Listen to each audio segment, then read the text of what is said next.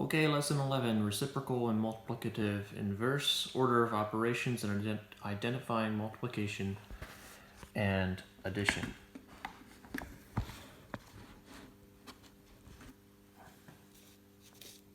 For the first, we're going to talk about reciprocals.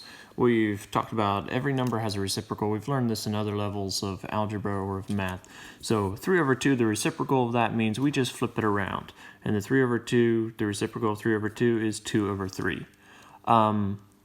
Reciprocal of 4 over 1, 1 over 4. You just flip the thing head over heels and you find the reciprocal. Now, reciprocal also means multiplicative inverse. It's the same thing. Reciprocal or multiplicative inverse means the same thing. And notice that if we would multiply any number and its multiplicative inverse, we would equal 1. Multiply equals 4 over 4, which equals 1. So every number has a multiplicative inverse, and if you would multiply any number by its multiplicative inverse, you will get 1. The multiplicative inverse for 5 is 1/5. For 3 is 1/3. For 0 is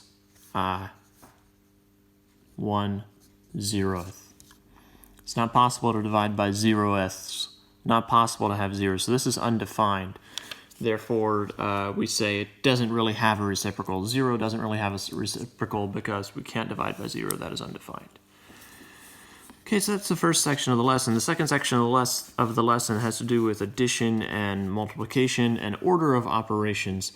Maybe you remember from other years, other lessons, that we have this order of operations thing, and we're going to call it, I'm going to write it like this,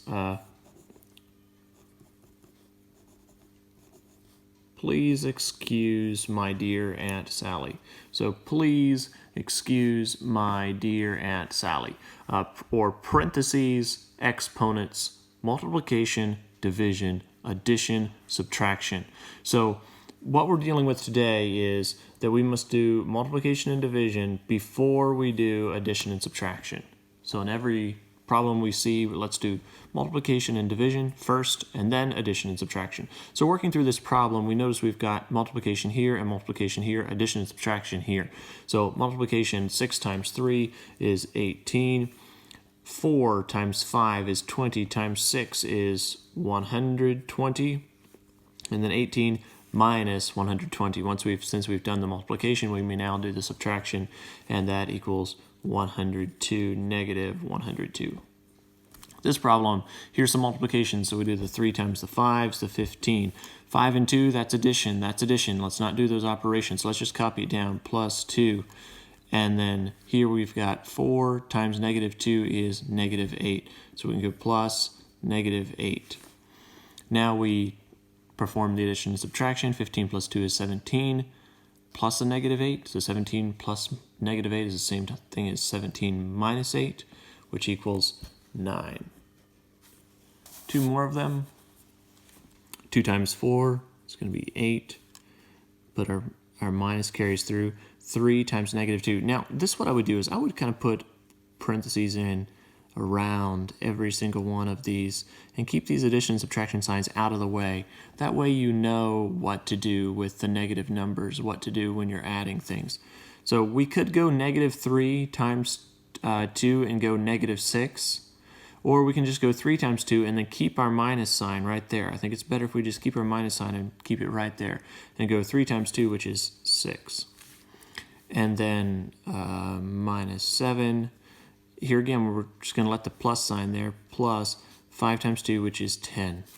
8 minus 6 is 2. Minus 7 is negative 5. Plus 10 is positive 5. And working the last one, just copy down the 13. And here, let's just copy down the negative, and then we're just going to go 4 times 5. 4 times negative 5 is negative 20. Now, if we'd have wanted to, we could have gone negative 4 times negative 5 and had positive 20.